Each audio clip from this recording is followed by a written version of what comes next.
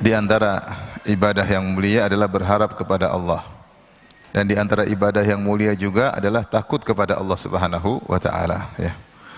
Dalam hadis qudsi kata Allah Subhanahu wa taala, ya, ya bani Adam, innama da'autani wa rajautani ghafartu laka ala ma kana minka wala ubali.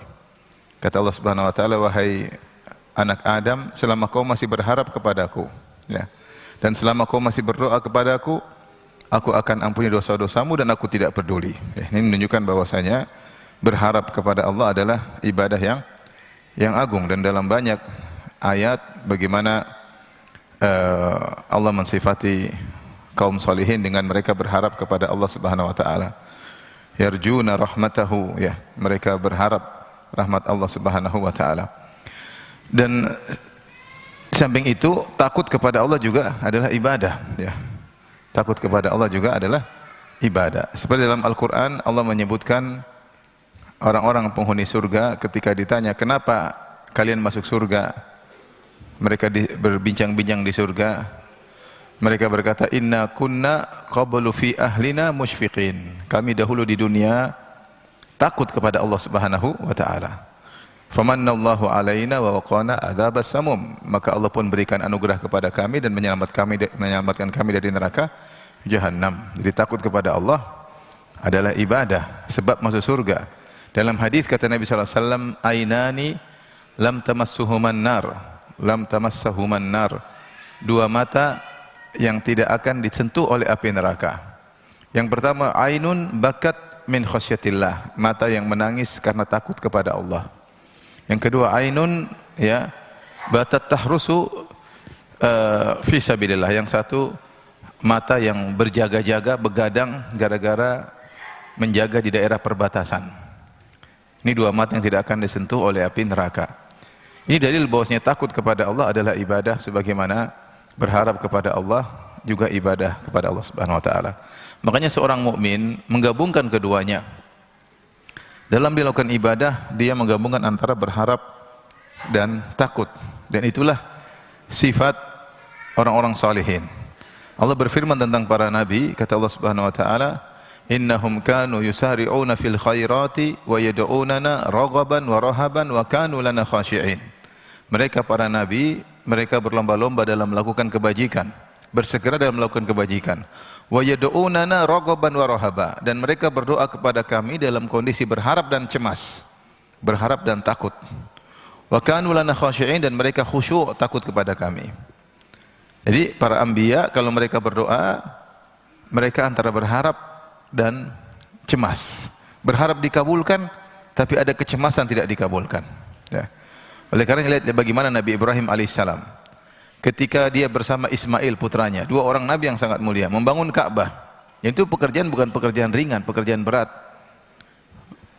Ambil batu dari jauh, batu tersebut dipotong dijadikan kotak, kemudian dipikul dari tempat jauh menuju ke lokasi pembangunan Ka'bah. Berdua saja dia dan Ismail. Pekerjaan berat sampai Ka'bah menjadi besar, bukan pekerjaan ringan. Sampai akhirnya saking tingginya Ibrahim alaihissalam butuh pijakan yang namanya makom Ibrahim untuk bisa taruh batu di bagian apa? Atas. Ka'bah yang besar seperti itu dikerjakan oleh mereka berdua. Tapi apa kata mereka? Kata Allah, "Wa idh yarfa Ibrahimul qawa'ida minal baiti wa Ismailu Rabbana taqabbal minna innaka antas samiul alim." Tatkala Ibrahim dan Ismail membangun Ka'bah di atas pondasi Ka'bah, mereka berdua berkata, setiap satu batu mereka letakkan, mereka berdoa, "Rabbana taqabbal minna," ya Allah terimalah dari kami. "Innaka antas samiul alim," sungguhnya Engkau Maha mendengar lagi Maha mengetahui. Jadi Engkau Maha mendengar doa kami dan Engkau mengetahui niat kami. Maka mereka berdua adalah nabi yang mulia, tetapi tetap masih harap dan cemas. Makanya ketika ada seorang salaf ulama yang membaca ayat ini, dia pun menangis. Dia mengatakan, Khalilur Rahman, kekasih Allah Ibrahim, bana baitar Rahman, sedang membangun rumah Allah, bi amrin minar Rahman, dengan perintah Allah, thumma yakhafu alla yataqabbalu minhumur Rahman, kemudian dia masih khawatir tidak diterima oleh Allah Subhanahu wa taala. Jadi demikianlah Orang-orang solehin mereka berharap dan cemas karena mereka tahu berharap berpahala, khawatir takut kepada Allah juga berpahala. Demikian juga Allah berfirman tentang seorang soleh yang salat malam dalam surat Az-Zumar. Kata Allah Subhanahu wa taala, "Amman huwa qanitun ana al-laili sajidan wa qa'iman yahdharul akhirata wa yarju rahmata rabbih." Ataukah orang yang di malam hari dia bangun, dia salat malam, dia sujud, dia berdiri, sajidan wa qa'ima, bagaimana kondisi hatinya? Yahdharul akhirah, dia takut dengan hari akhirat. Takut dengan dahsyatnya hari akhirat, takut dengan hari kebangkitan, takut dengan hisab, takut dengan mizan, takut dengan sirat. Yahdharul akhirata wa yarju rahmata rabbih, dan dia berharap rahmat Allah. Dia gabungan antara takut dan rahmat. Siapa yang tidak takut? Kalau kita dimatikan sekarang, disuruh minta pertanggungjawaban, siapa yang bisa mempertanggungjawabkan semua perbuatannya selama ini? Berat ya. Oleh karenanya dia menggabungkan antara berharap dan takut. Maka ini yang saya tekankan, bahwasanya dalam ibadah seorang menghadirkan rasa cemas, rasa takut, dan rasa juga berharap. Kalau dia hanya berharap saja, berharapannya kepada Allah tinggi dan dia tidak takut sama sekali, maka dia akan mudah bermaksiat. Oh tenang, Allah Maha Pengampun, Allah Maha Pengampun maksiat. Oh tenang, Allah baik kok. Oh, Allah baik. Allah Maha Pengampun. Dia tenggelam dalam maksiat. Tahu-tahu masuk neraka jahanam. Kalau dia takut saja, hanya takut kepada Allah, waduh Allah Maha, siksaan Allah sangat pedih, dan dia tidak harapan, dia putus asa. Dia putus asa. Itu berbahaya. Putus asa adalah dosa. Merasa aman dari siksaan Allah dosa, putus asa juga dosa. Jadi berharap kepada Allah ibadah, takut kepada Allah juga apa? Ibadah. Tidak berharap dosa, yaitu putus asa.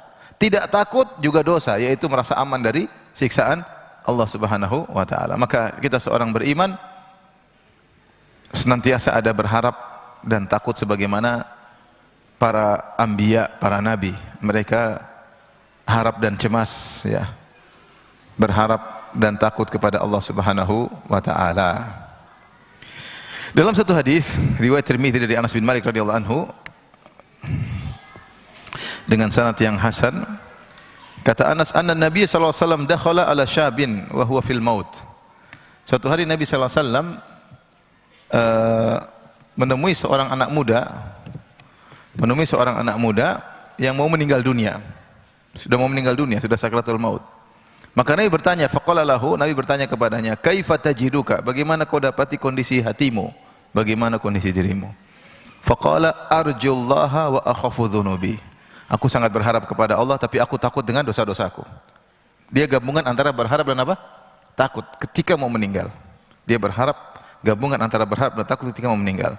Faqala Rasulullah SAW bersabda, la yajtami'ani fi qalbi abdin fi hadzal mautin illa ata'ahu Allahu ma yarju wa amanahu mimma yakhaf. Tidaklah seorang hamba dalam kondisi seperti ini mau meninggal dunia, lantas terkumpul pada dirinya takut dan berharap, kecuali Allah akan kabulkan harapannya dan Allah akan buat dia aman dari apa yang dia takuti. Kecuali Allah akan kabulkan harapannya dan Allah akan buat dia aman dari apa yang dia takuti. Apa yang dia harap masuk surga. Apa yang dia takut siksaan neraka karena dosa-dosanya. Ini dalil bahwasanya rasa berharap dan takut ini mengiringi seorang hamba terus sampai dia meninggal dunia. Karena kapan dia mendominasi salah satu sisi dan satunya terlupakan, maka dia bisa terjerumus dalam dosa ya, terjerumus dalam dosa. Maka seorang juga, sebagian kita zaman sekarang semua terlalu pede. Tenang, kalau sama kita pasti masuk surga. Saya pernah dengar ceramah berapa kali ustadz yang berbeda-beda ngomong begitu. Kelompok kita pasti masuk surga. Ada stempelnya dari surga. Kita pasti masuk surga. Umar bin Khattab radhiyallahu anhu ketika akan meninggal dunia, ada seorang pemuda memuji-mujinya. Umar sudah dijanji masuk surga. Rasulullah bilang Umar fil jannah, Umar di surga. Rasulullah SAW bilang ketika naik gunung Uhud, Rasulullah mengatakan Umar mati syahid. Fa inna ma 'alaika nabiyyun wa siddiq wa syahidan. Wahai gunung Uhud, tenanglah engkau, jangan bergetar. Sungguhnya yang sedang menanjakimu adalah seorang nabi, Siddiq Abu Bakar, dan dua orang yang mati apa? Syahid, yaitu Umar dan Uthman. Rasulullah menamakan Umar yang kenapa mati syahid. Di Umar yang telah pernah berdoa dalam Sahih Bukhari, ya, Allahumma rzuqni syahadah fi baladi rasulik. Ya Allah, anugerahkanlah aku mati syahid di kota Madinah, dan dikabulkan. Benar, akhirnya ketika dia sedang sholat subuh jadi imam, maka ditikam oleh Abu Lu'lu'ah Al-Majusi sehingga dia mati apa? Syahid. Itu cita-cita Umar radhiyallahu taala anhu. Dialah yang Rasulullah pernah bercerita, aku masuk di surga, terus aku bertanya, ini istananya siapa? Istananya Umar. Tiba-tiba aku melihat ada seorang wanita di situ, bidadari. Terus aku mau masuk, aku enggak enak sama engkau wahai Umar, aku takut engkau cemburu. Kata Umar, "Alaika ya agar ya Rasulullah?" Masuk aja, kata Umar. Emang saya cemburu sama engkau ya Rasulullah? Tapi Rasulullah kabarin dia udah punya istana di mana? Surga. Itu pun sudah dijamin masuk surga, sudah dijelasin ada istananya di surga. Itu pun ketika Umar ditikam dan meninggalnya mati syahid. Datang seorang pemuda muji-muji Umar, maka Umar berkata, "Kafafan lali wala alayya." Saya berharap apa yang kau sebutkan semua itu impas. Dia tidak bangga, oh iya memang saya begitu, saya begini, Rasulullah pernah ngomong begini. Enggak. Dia bilang, saya berharap semua perbuatan saya apa? Impas. Ya. Ada rasa takut. Ini enggak ada yang kasih stempel masuk surga. Kalau sama kita pasti masuk surga. Surga mbahmu apa gimana? Oke. Tenang, kalau sama saya pasti masuk surga. Tenang, kalau saya di surga nanti saya tidak akan masuk kecuali kalian muridku semua masuk dulu baru saya. Subhanallah. Siapa yang bisa menjamin kita yang model kayak begini masuk surga? Dosa banyak, ya. Dunia pikirannya. Lihat para ulama, para salaf yang sudah dijamin masuk surga pun masih takut dan berharap. Para nabi Allah sebut dalam Al-Quran. Ya, yad'unana raghaban wa rahaban. Mereka berdoa kepada kami dalam kondisi berharap dan takut. Nabi Ibrahim yang disebut kekasih Allah masih berdoa, ya Allah terimalah amalku. Ini bukan amal, bukan bikin bangun biasa, bangun Ka'bah, bukan Masjid Tabayun yang dia bangun. Dia bangun apa? Ka'bah. Itu pun dia masih berdoa, ya Allah terimalah amalku. Ini sebagian kita amal baru sedikit sudah petantang-petenteng, sombong, gaya. Bangun masjid juga bukan uang dia juga, uang umat juga. Terus mau kita ini tetap berharap, kita nggak tahu amal kita diterima atau tidak. Maka seorang berusaha ketika dalam ibadahnya berharap dan apa? Cemas. Berharap dan cemas. Taib. Kemudian Al-Imam Al-Bukhari membawakan perkataan Sufyan. Beliau berkata, wa qala Sufyan, itu Sufyan ibn Uyainah. Sufyan ada dua, Sufyan Ats-Tsauri faqih dari Kufi, ya, dan As-Sufyan ibn Uyainah. Kalau nggak salah Makki, kalau Sufyan ibn Uyainah kalau nggak salah Makki, ya. Sufyan dia berkata, ma fil Qur'ani ayatun asyaddu alayya. Tidak ada dalam Al-Quran ayat yang paling berat atasku dari ayat firman Allah, lastum ala syai'in hatta tuqimut Taurata wal Injila wa ma unzila ilaikum mir rabbikum. Wahai ahlul kitab, kalian tidak ada nilainya sama sekali sampai kalian menegakkan Taurat dan Injil dan apa yang diturunkan kepada kalian dari Rabb kalian.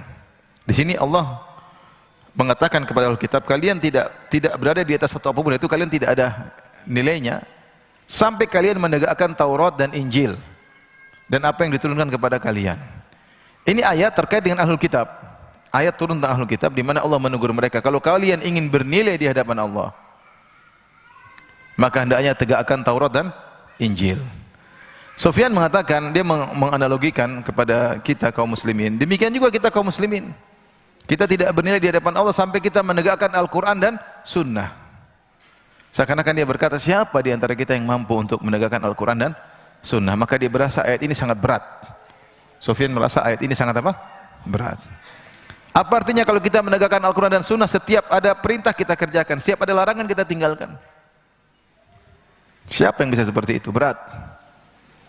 Sehingga menimbulkan rasa takut bagi Sufyan bin Uyainah. Dia merasa takut ketika membaca ayat ini. Ini bagaimana para ulama dahulu yang begitu dalam pemahaman mereka dan begitu besar ketakwaan mereka. Tapi kemudian Al-Imam Al-Bukhari membawakan hadis. Beliau berkata, qala hadatsana Qutaibah bin Sa'id.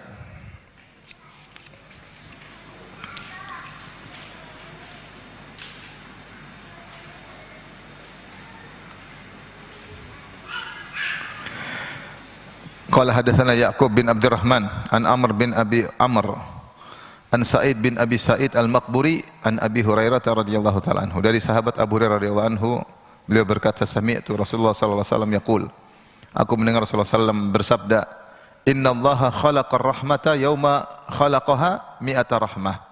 Sungguhnya Allah menciptakan rahmat, ketika Allah menciptakan rahmat ada 100 rahmat. Ada 100 rahmat. Rahmat yang diciptakan. Jadi rahmat itu ada dua. Ada rahmat yang merupakan sifat Allah dan ada rahmat yang Allah ciptakan. Kita ini makhluk atau bukan? Kita punya sifat rahmat enggak? Nah, sifat rahmat itu ciptaan Allah. Allah adalah Tuhan dan Allah punya sifat juga sifat apa? Rahmat. Ini dalam hadis ini Nabi sedang berbicara tentang rahmat yang Allah ciptakan, rahmat makhluk. Paham? Bukan rahmat sifat Allah. Kalau rahmat sifat Allah seperti Ar-Rahman, Ar-Rahim, yang Allah Maha Pengasih lagi Maha Penyayang. Bukan itu, tapi ini rahmat yang Allah ciptakan. Allah menciptakan rahmat 100 rahmat. Fa amsaka indahu tis'an wa tis'ina rahmah. Lalu Allah pegang 99 rahmat. Wa arsala fi khalqihi kullihim rahmatan wahida. Yang satu Allah turunkan. Satu rahmat ini Allah bagi-bagi kepada seluruh makhluk. Seluruh makhluk cuma cukup satu rahmat yang Allah ciptakan. Ya. Dengan rahmat yang satu ini maka ibu sayang kepada anaknya, bapak sayang kepada anaknya, anak sayang kepada orang tuanya, hewan sayang kepada anaknya, ya, dan seterusnya. Allah bagi satu rahmat untuk seluruh umat, seluruh makhluk. Kemudian kata Nabi SAW, "Falau ya'lamul kafiru bi kulli alladhi 'inda Allahi minar rahmah, lam ya'asi minal jannah." Kalau seorang kafir tahu tentang seluruh rahmat Allah Subhanahu wa taala yang 100 itu semuanya, tentu dia tidak akan putus asa dari surga. Walau ya'lamul muslimu bi kulli alladhi 'indahu minal adzab, lam ya'minan nar. Seandainya seorang muslim tahu tentang bagaimana dahsyatnya azab Allah, maka dia tidak akan merasa aman dari neraka Jahannam. Dia tidak merasa aman dari neraka Jahannam, ya. Maksudnya Nabi ingin menjelaskan rahmat Allah itu begitu luar biasa luasnya, ya. Sampai seorang kafir, ya, kalaupun dia kafir tapi dia tahu rahmat Allah begitu luas, dia masih berharap bisa masuk surga. Padahal dia tidak bisa masuk apa? Surga. Saking luasnya sehingga dia menyangka dia masih bisa ada kesempatan masuk apa? Surga. Padahal tidak bisa. Ya. Dan sebaliknya seorang mukmin, ya, yang meskipun orang mukmin dijamin masuk surga, kalau meninggal dalam kondisi mukmin, dia tetap merasa tidak aman dari neraka kalau dia tahu tentang bagaimana dahsyatnya azab Allah Subhanahu wa taala. Jadi hadis ini mengajarkan kepada kita agar tetap berada di antara berharap dan takut. Ya, nabbi ibadi anni anal ghafurur rahim wa anna adzabi huwal adzabul alim. Dalam surat Al-Hijr kata Allah, sampaikanlah kepada hamba-hambaku, anni anal ghafurur rahim, sungguhnya aku ini Maha Pengampun lagi Maha Penyayang. Tetapi wa anna adzabi, akan tapi azabku huwal adzabul alim, adalah azab yang sangat pedih. Allah kalau kasih nikmat di surga di luar daripada khayalan kita. Kata Allah dalam hadis qudsi, a'dadtu li ibadiyas salihin ma la ainun ra'at wa la udhunun sami'at wa la khatara ala qalbi bashar. Aku siapkan bagi hamba-hambaku yang saleh kenikmatan di surga yang mata tidak pernah melihatnya, telinga tidak pernah mendengarnya, bahkan tidak pernah terbetik dalam hati manusia. Kata Allah, fala ta'lamu nafsun ma ukhfiya lahum min qurrati a'yun. Satu jiwa pun tidak ada yang tahu bagaimana nikmat surga yang Allah siapkan bagi mereka. Saking indahnya di luar daripada nalar. Tapi ingat, azab Allah juga begitu. Fa yauma idzil la yu'adzibu adzabahu ahad wa la yuthiqu wathaqahu ahad. Pada hari itu tidak ada yang bisa mengadab seperti dahsyatnya azab Allah, dan tidak ada yang bisa membelenggu seperti belenggunya Allah itu di neraka Jahannam. Sebagaimana nikmat surga di luar khayalan, azab di neraka juga di luar apa? Khayalan.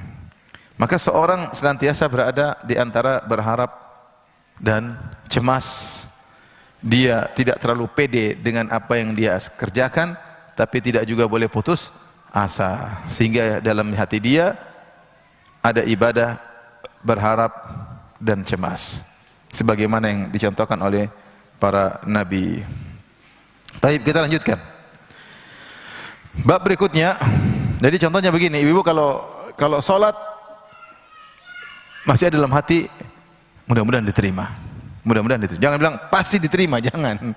Karena kita nggak tahu. Mana lebih soleh, kita atau Nabi Ibrahim? Ya, jelas tidak ada bandingannya. Nabi Ibrahim itu kekasih Allah, kita baru kekasih istri. Kekasih Allah, Allah alam. Nabi Ibrahim kekasih Allah, dan tidak ada nabi-nabi yang dapat gelar kekasih Allah kecuali 2 orang, Ibrahim dan Muhammad. Kata Allah, wattakhadallahu Ibrahim khalila. Allah menjadikan Ibrahim sebagai kekasihnya. Kenapa jadi kekasih Allah? Karena dia diuji dengan ujian yang sulit terkait dengan apa-apa yang dia cintai. Diuji, diusir dari negerinya. Satu kampung semua musuhin dia. Diuji, mau dirajam oleh bapaknya sendiri, padahal dia sangat sayang kepada bapaknya. Ya. Diuji menikah puluhan tahun tidak punya anak sama Sarah. Akhirnya punya anak namanya Ismail, diuji, disuruh bawa jauh Ismail, taruh di Mekah. Jaraknya dari negeri Syam 1000 kilo lebih. Anak yang dia nanti-nanti disuruh apa? Berpisah. Diuji lagi, anaknya sudah besar, disuruh sembelih.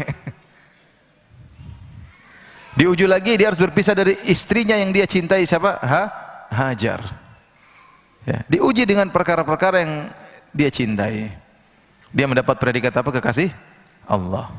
Itu pun dia disuruh bangun masjid Allah, yang suruh langsung apa? Allah. Dan itu pun pekerjaannya berat. Itu pun dia masih berdoa, ya Allah terimalah amalanku.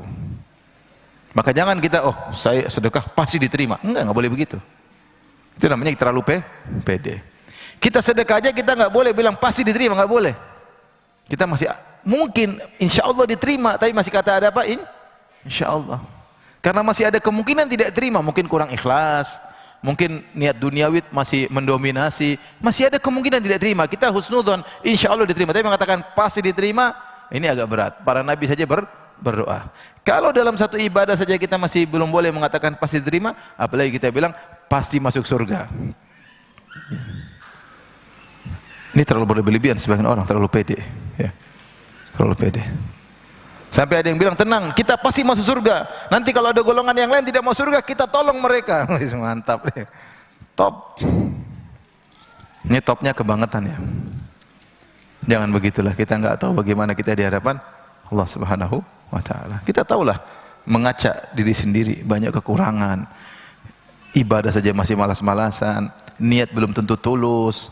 Mungkin dakwah, mungkin pengajian, mungkin sedekah masih pingin disebut-sebut, masih pingin disebut namanya, masih publish.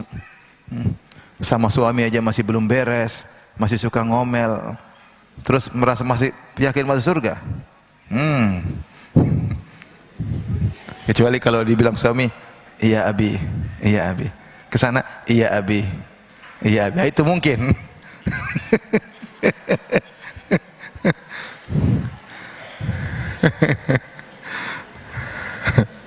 Kemudian ada seorang yang curhat. Dia pergi ke seorang, kemudian dia seorang wanita. Terus suaminya bilang, mami yang ini, bukan ini, papi, bukan ini. Bukan ini, papi, bukan ini. Diomelin di depan orang. Mau saya ini gimana, mau masuk surga begini caranya? Kan bisa bilang, oh bukan ini papi, yang satunya papi, kan bisa. Bukan ini, bukan papi, gimana sih? Ibu-ibu yang seperti itu berapa orang? Terus pede masuk surga? Allah musta'an. Kita nih ngaca, tahu diri. Model kayak kita nih harus banyak-banyak istighfar sama Allah, berharap rahmat Allah agar bisa masuk surga. Karena dosa kita apa? Banyak. Kita nggak boleh putus asa, tapi jangan pede. Ya, nggak boleh putus asa. Rahmat Allah luas, tapi ingat adabnya juga apa? Pedih. Ya. Allah, Nabi bercerita, ada orang diadab gara-gara jalan pakai baju yang sombong, jalan tahu-tahu Allah terbenamkan dalam bumi, bergoyang di bumi sampai hari kiamat. Ada orang yang diadab gara-gara perkara begitu. Ada juga seorang diadab gara-gara kekang kucingnya tidak dikasih makan sampai mati, masuk neraka. Sebaliknya ada juga yang diampuni oleh Allah gara-gara meminumkan seekor apa? Anjing. Sebaliknya ada juga yang diampuni oleh Allah gara-gara dia jalan di jalan, dia lihat ada dahan di jalan ganggu orang, dia pindahkan karena Allah. Maka diampuni oleh Allah Subhanahu wa taala. Jadi bagaimanapun kita harus gabungan antara berharap dan cemas. Berharap dan dan cemas. Udah ibu, nanti pulang rubah sikap ya. Siapa wanita terbaik? Kata Nabi SAW, allati sarrathu idza nadhara ilaiha. Wanita terbaik itu adalah wanita yang kalau dilihat menyenangkan suaminya. Suaminya betah ngelihatnya. Wa ata'tuhu idza amaraha, dan dia taat sama suami kalau diperintah. Sayang, ambil ini, ya Abi. Sayang, belikan ini, ya Papi. Sayang, gorengan telur, Abi goreng sendirilah. Mantap. Bibi, ambil ini Bibi. Abinya disuruh-suruh, mantap. Top. Suami yang terbaik, suami yang taat kepada istri ketika diperintah istri. Begitu dalilnya. Gimana suami mau betah lihat istri? Lihat istri pikirannya, ntar lagi, minta duit. Coba kalau istrinya nggak pernah minta-minta, seneng lihatnya. Ini istriku masya Allah, qanaah, nggak pernah minta duit. Dia minta duit melulu ngelihatnya, sebel ngelihatnya. Oke, oleh karenanya kita ini hidup antara berharap dan takut. Kita tahu diri ibadah kita kurang, tapi kita berusaha. Allah Maha Penyayang. Tapi ingat adabnya juga pedih. Maka jangan terlalu pede dan jangan juga putus asa antara keduanya. Baik, kita lanjut. Bab berikutnya. Bab sabar an maharimillah. Bab bersabar untuk tidak bermaksiat kepada Allah. Ini bab yang sangat penting di zaman sekarang ini. Mengingat fitnah luar biasa. Banyak hal-hal yang menyenangkan syahwat kita. Rasulullah SAW telah bersabda, huffatil jannatu bil makarih. Surga itu diliputi perkara-perkara yang dibenci. Dibenci oleh syahwat maksudnya. Kalau masuk surga memang melakukan hal yang tidak disukai oleh syahwat. Wa huffatin naru bi syahwat, dan neraka diliputi dengan perkara-perkara syahwat. Kalau masuk neraka mudah. Syahwat mau apa aja ikuti. Minum khamar, narkoba, nonton film, drama Korea, terus apalagi semuanya, joget-joget, musik-musik, dangdutan, cemplung, neraka jahanam. Itu di zaman ini banyak yang kita syahwat, pingin dengar gibah, pingin dengar keburukan orang, pingin maki-maki orang, nonton orang beribut seneng. Lagi maki-maki tuh lagi dengar. Debat maki-maki lebih seru lagi, lebih banyak lagi apa? Penontonnya. Ya itu kan hawa nafsu, senangnya begitu. Nonton film drama Korea seri 1 sampai seri 42. Bukan Arba'in Nawawiyah, tapi Arba'in Korea. Silsilah film tidak ada habis-habisnya. Saya kemarin enggak tahu di YouTube ada apa kan? Salah pencet ada tulisan judul film Korea baru. Apa kemarin saya lihat judulnya itu? Tahu-tahu muncul My Lovely apa gitu. Lah, ini kok ada di sini? Astagfirullah. Ternyata film Korea banyak sekali. Salah pencet keluar dia. Di YouTube ada kalau training selalu di depan ya. Subhanallah, keluar. Subhanallah, gimana orang di zaman ini penuh dengan fitnah. Mau apa yang mau kita lihat banyak, yang mau kita dengar banyak, yang mau kita dengarkan banyak. Nah, maka Al-Imam Al-Bukhari ngajarin kita tentang keutamaan bersabar, tidak bermaksiat. Kalau pengen nonton sesuatu, enggak usah diklik. Jangan diklik. Kalau udah klik, pasti enak nonton. Ustaz, saya nggak bisa tidur kalau nggak nonton film Hollywood, box office. Box office atau box office? Harus nonton seri-seri. Waduh, itu candu namanya apa? Candu. Bisa berhenti? Bisa. Sebulan aja nggak nonton, insya Allah nggak candu lagi. Sama orang merokok kalau sudah sebulan 2 bulan nggak merokok, insya Allah dia bisa bertahan, meninggalkan. Tapi kalau dia tidak berhenti memang sulit. Candu jalan terus. Tapi kalau dia berusaha melawan memang berat. Tapi habis itu hilang. Habis itu apa? Hilang. Berusaha. Karena syahwat kita ini nggak ada ujungnya. Nggak ada ujungnya. Karena asyik, kita merasa nyaman. Mendengar musik, nggak usah dengar. Dan yakinlah kalau kita meninggalkan syahwat lebih bahagia. Yakin. Meninggalkan maksudnya syahwat-syahwat yang haram, syahwat yang halal boleh, enggak apa-apa. Syahwat yang haram kalau kita tinggalkan, kita lebih bahagia, lebih nyaman. Orang aja kalau bisa tundukkan pandangan, dia pasti lebih bahagia. Siapa yang bilang begitu? Allah yang bilang. Kullil mu'minina yaghuddu min absarihim wa yahfadhu furujahum. Katakanlah kepada orang-orang beriman agar tundukkan pandangan mereka dan jaga kemaluan mereka. Dzalika azka lahum, itu lebih suci bagi hati mereka. Innallaha khabirum bima yasnaun. Allah tahu apa yang mereka lakukan. Orang kalau tundukkan pandangan, dia tidak ngeklik. Subhanallah, hatinya apa? Hatinya bersih, salatnya lebih khusyuk, dia lebih tenang. Lihat istri lebih cantik. Tapi kalau dia nonton artis-artis Korea, gimana? Istrinya kelihatan, semakin nonton Korea semakin tidak cantik istrinya. Semakin nonton Korea istrinya semakin apa? Hambar. Padahal istrinya aslinya cantik, aslinya. Tapi terlalu banyak nonton Korea, istrinya sudah kayak biasa-biasa aja. Kayak nggak ada nilainya. Kenapa dia bermaksiat dengan matanya? Dia melihat yang haram. Yang haram tersebut pun tidak bisa dia nikmati, hanya ngiler lihat dari jauh. Istrinya yang bisa dia nikmati jadi hambar. Itu diantara dampak apa? Maksiat. Siapa yang tundukkan pandangan, meninggalkan kemaksiatan, Allah kasih kebahagiaan. Ya. Karena Allah telah jamin dalam Al-Quran. Maka bukan berarti ketika kita meninggalkan maksiat-maksiat kemudian kita sengsara. Enggak, kita bahagia. Kita bahagia. Antum kira orang yang maksiat-maksiat, joget-joget, musik-musik mereka bahagia? Enggak. Buktinya mereka paling banyak narkoba, selingkuh. Iya atau tidak? Iya. Antum kira mereka bahagia? Mereka tidak bahagia. Makanya mereka cari kebahagiaan. Bingung. Mau rumah mewah, terkenal, jadi buah bibir. Emang mereka bahagia? Belum tentu. Kadang orang cuma di kampung, hidup sederhana, baca Quran, pergi ke mushola, lebih bahagia.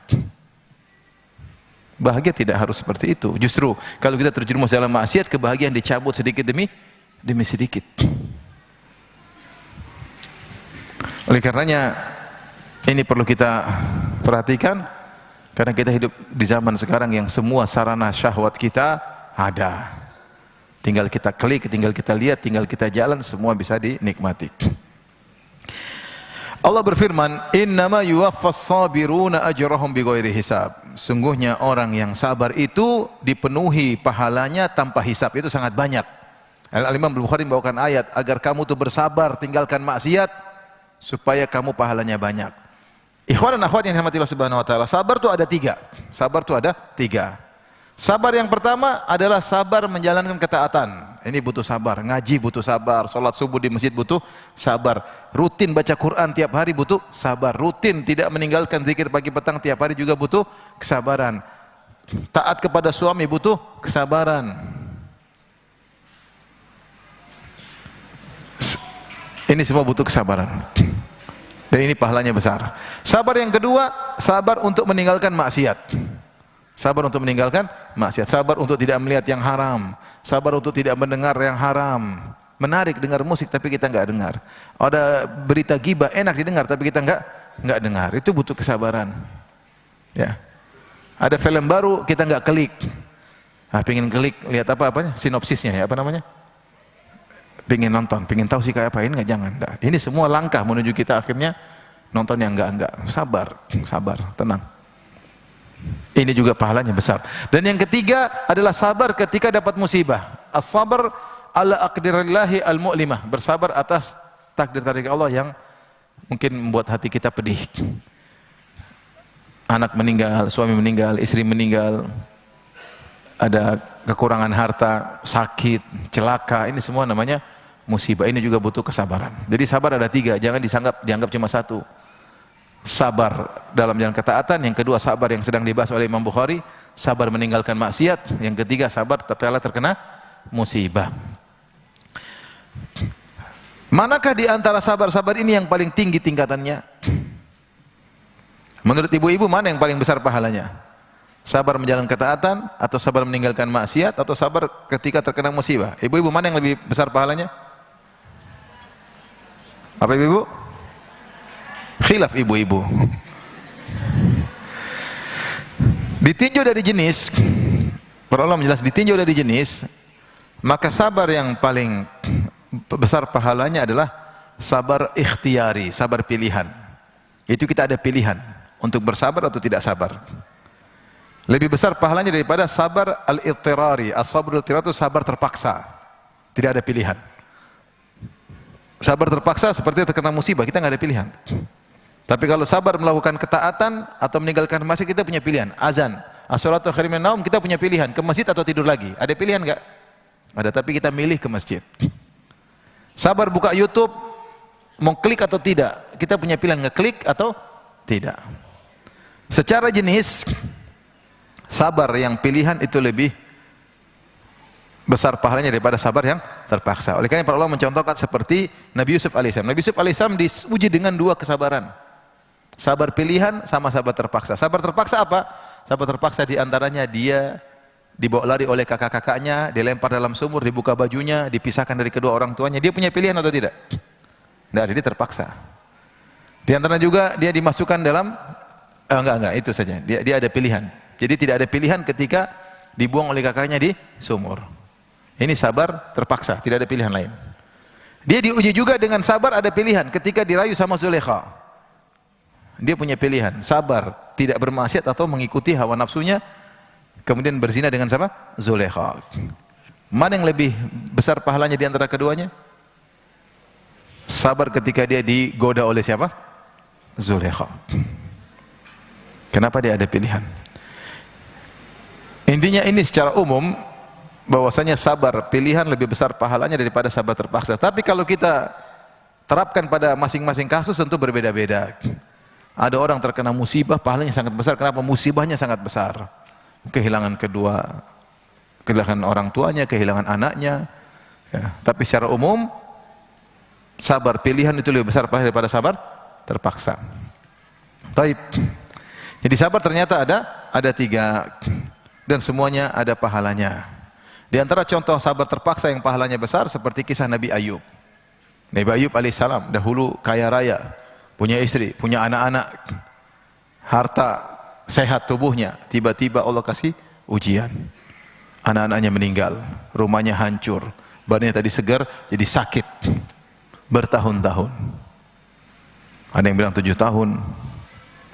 Ternyata beliau bersabar dan pahalanya besar. Ya. Taib. Kemudian Imam Bukhari membawakan perkataan Umar bin Khattab. Wa qala Umar, berkata Umar, wajadna khairu aishina bis sabar. Kami mendapati kehidupan kami yang paling nyaman dengan sabar. Umar ingin menjelaskan kalau kamu sabar, kamu tuh tentram. Kalau kamu enggak sabar, kamu enggak bakalan apa? Tentram. Maka Umar berkata, kami mendapati ketentraman kehidupan kami yang terbaik adalah dengan apa? Dengan sabar. Dengan sabar. Kalau kita nggak sabar, kita nggak tentram. Sedikit-sedikit marah, lihat orang lebih kaya nggak sabar, hasad, hidup nggak tentram. Sedikit-sedikit dendam, gimana mau tentram seperti itu? Sedikit-sedikit nggak sabar. Orang nggak sabar dia sengsara. Tapi kalau dia sabar, memang kelihatannya berat. Tapi di balik itu ada kebahagiaan. Ini yang bilang Umar bin Khattab radhiyallahu anhu.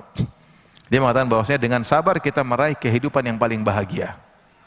Dengan sabar kita meraih kehidupan yang paling bahagia. Apapun kondisi kita, kalau sabar sangat bahagia.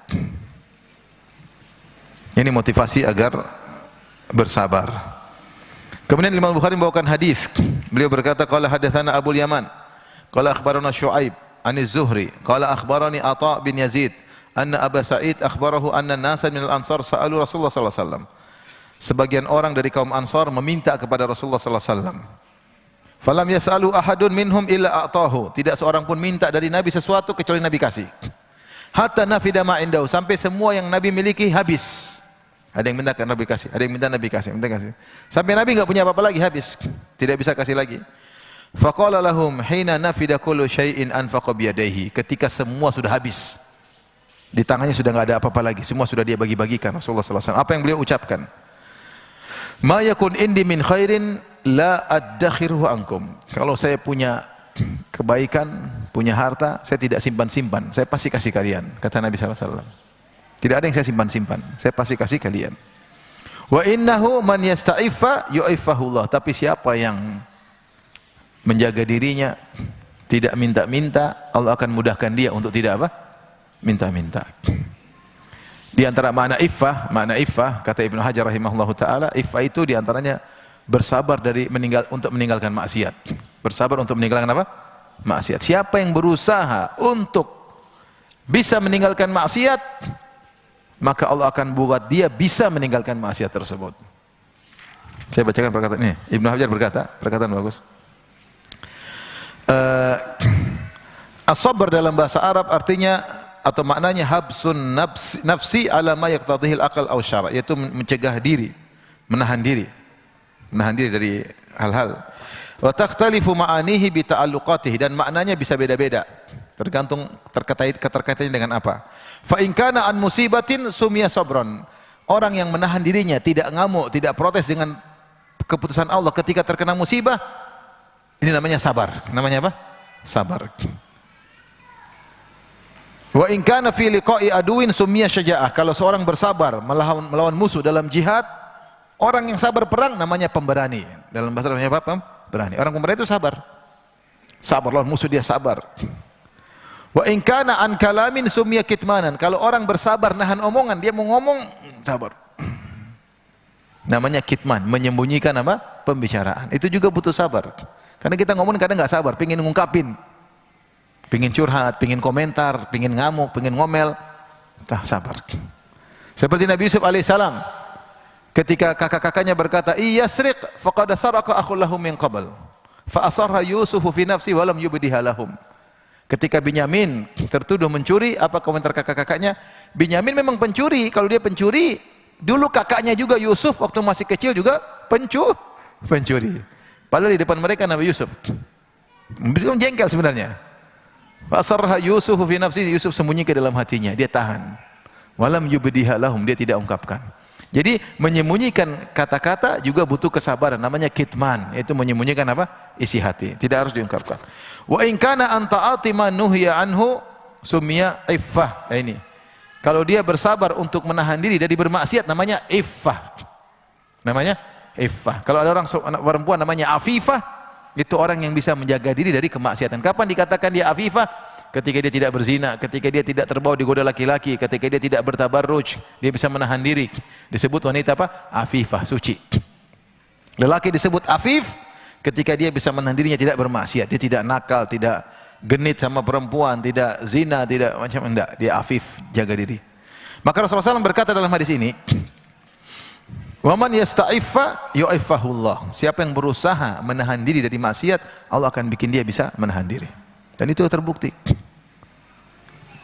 Bahkan orang yang sudah terjerumus dalam maksiat, kalau dia nahan diri, dia bisa tinggalkan itu semua. Betapa banyak orang bisa tinggalkan maksiat? Bisa, kalau dia berusaha. Zina bisa dia tinggalkan, khamr dia bisa tinggalkan, musik bisa dia tinggalkan, bisa. Hobi nonton bisa ditinggalkan. Dulunya sufi, suka film, kemudian dia sekarang suka ngaji. Bisa berubah. Bisa berubah kalau dia mau apa namanya? Berusaha. Wa man yasta'iffa yu'iffahullah. Siapa yang berusaha meninggalkan maksiat, Allah akan bikin dia bisa tinggalkan. Wa man yatasabbar yusabbirhullah. Siapa yang berusaha untuk bersabar, Allah akan bikin dia bersabar. Tadinya dia pemarah, tadinya dia ngamuk, sabar, jadi penyabar, bisa. Tadinya dendam, sabar, jadi tidak pendendam, bisa. Yang penting dia berusaha. Yang penting dia berusaha. Kemudian waman yastaghni yughnihillah. Siapa yang berusaha mencukupkan diri, mungkin uangnya lagi sedikit, sudah kita cukupin aja. Enggak usah minta-minta sama orang.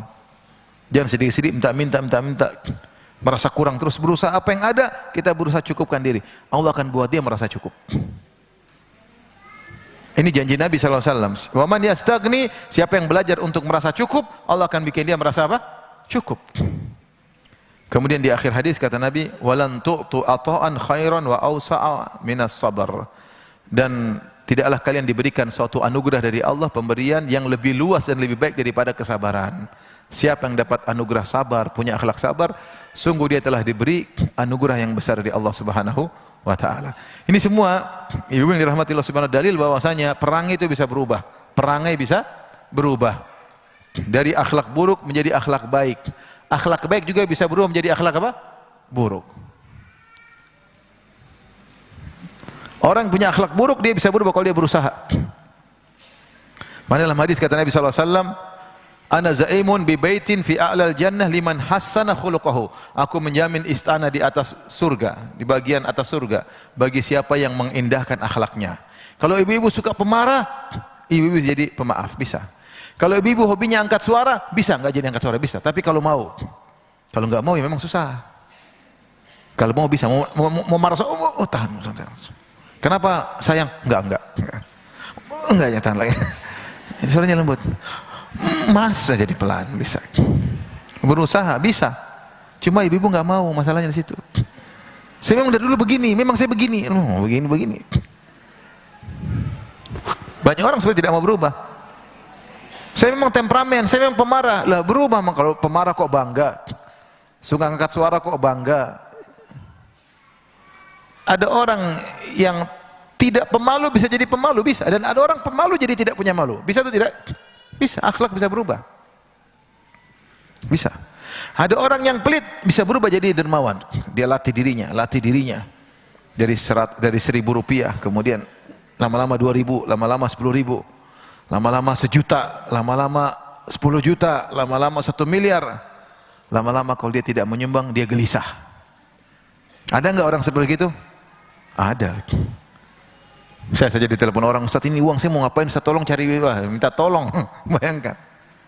Minta tolong karena dia gelisah kalau enggak bersedekah. Uang mau dikemanain? Dia udah nyaman. Dia gelisah kalau enggak bersedekah. Kita mungkin sebagian kita masih tahapan gelisah kalau bersedekah. Masih gelisah.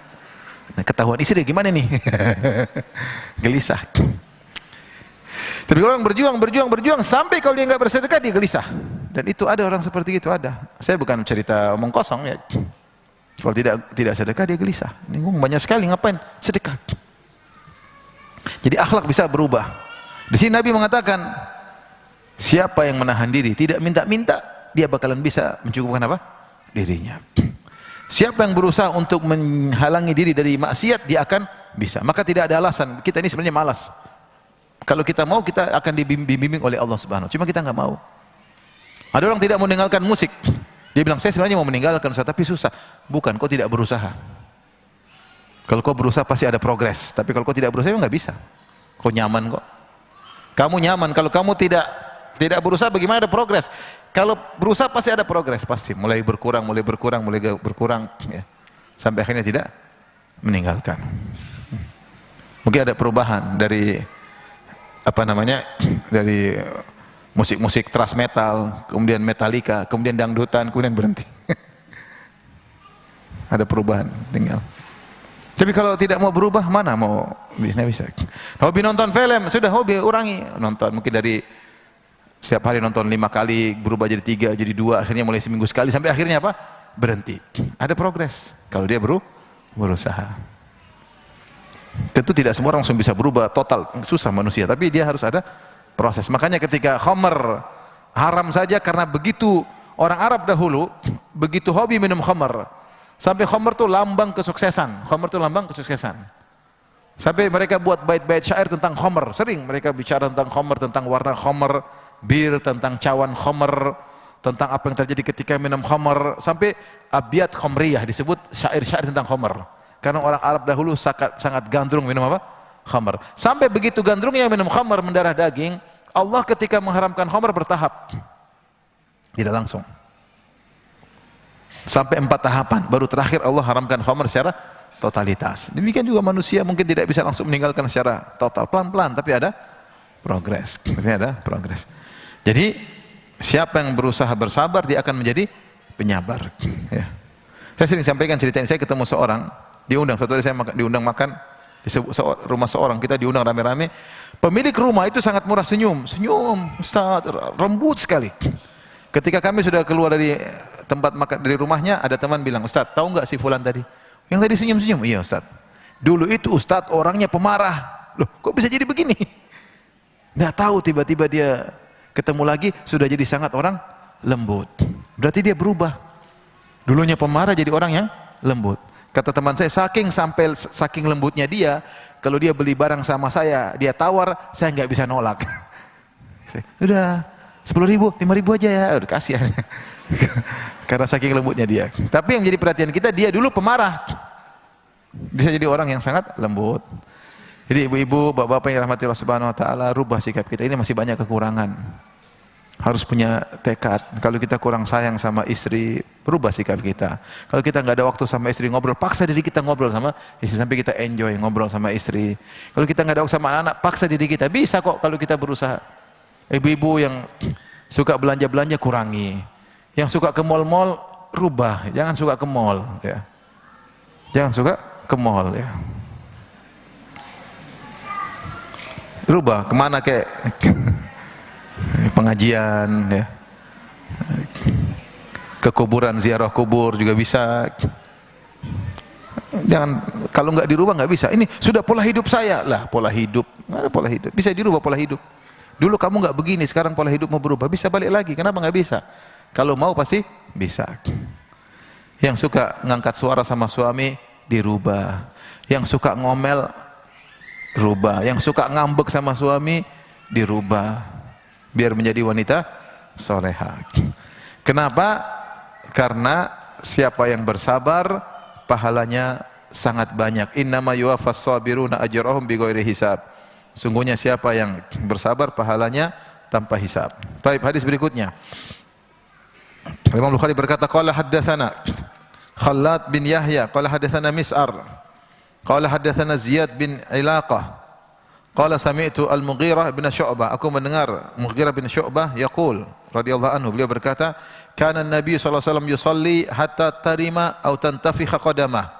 Adalah Rasulullah SAW salat sampai kaki beliau bengkak. Kaki beliau apa? Bengkak atau sampai membesar. Kaki beliau sampai bengkak salat, saking lamanya berdiri. Sampai kaki beliau bengkak. Fayuqalu lahu, maka dikatakan kepadanya dalam sebagian riwayat, ya Rasulullah, engkau beribadah seperti ini, wa qad ghufira laka ma taqaddama min dzambika wa ma ta'akhkhar, padahal dosa-dosamu telah diampuni yang terlalu maupun akan datang. Kenapa ibadahmu sampai begini?